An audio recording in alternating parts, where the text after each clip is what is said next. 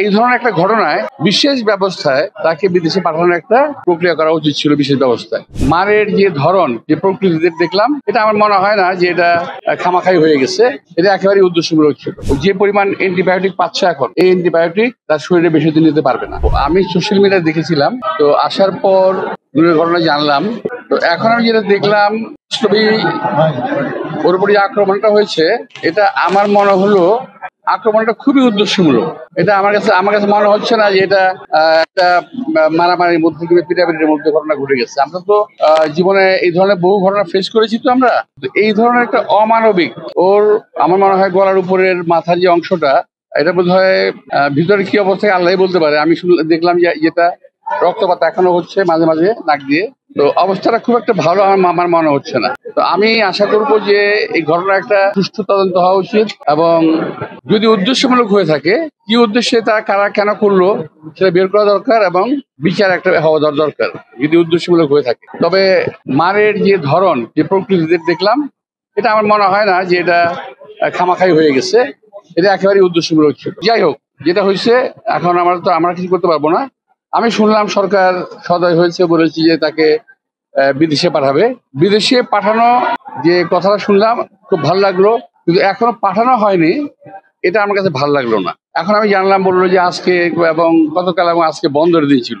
এই ধরনের একটা ঘটনায় বিশেষ ব্যবস্থায় তাকে বিদেশে পাঠানোর একটা প্রক্রিয়া করা উচিত ছিল। বিশেষ ব্যবস্থায় এটা হলো এক নাম্বার। আর সেকেন্ড হলো, যেখানে পাঠাবে, বিদেশে পাঠিয়ে দিলাম, সবকিছু শেষ হয়ে গেল, এটা কিন্তু বিষয় না। আমার বিষয় হলো ওর কোথায় ইঞ্জুরি হয়েছে। আমাদের দেশে ডাক্তাররা এটাকে বের করতে পেরেছে ওই ইঞ্জুরিগুলো কোথায় কোথায় হয়েছে। সেই ইঞ্জুরির ট্রিটমেন্ট বিশ্বের যে দেশে ভালো হবে, আমি মনে করি সে দেশে নেওয়াটাই বেটার।